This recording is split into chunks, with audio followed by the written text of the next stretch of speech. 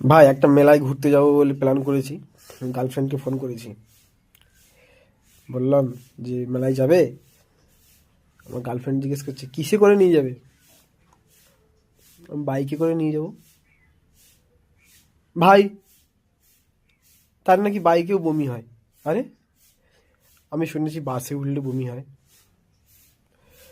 আমি শুনেছি গ্যাসের গাড়িগুলোতে উঠলে বমি হয়। এ ভাই, কার বাইকে বমি হয়? বাইকে নাকি বমি হয়? তাহলে ওই মেয়ের প্রেম করা উচিত? আচ্ছা, বাইকে বমি হয়। ভাই, ট্রেনে উঠলে বমি হয়? হ্যাঁ,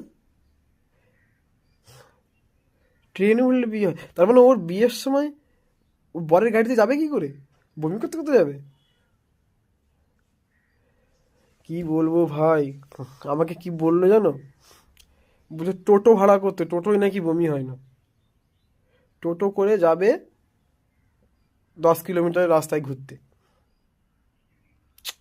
পোড়া কপাল, নিয়ে যেতেই হবে গার্লফ্রেন্ডকে, টোটোই করে নিয়ে যেতে হবে। সব বাইক টাইক ছাড় ভাই, এখন টোটো কিন। যাদের গার্লফ্রেন্ড বমি করে, বাইক টাইক বাদ দিয়ে এখন টোটো কিনে ফেল। টোটো করে সফর হয়ে যাবে।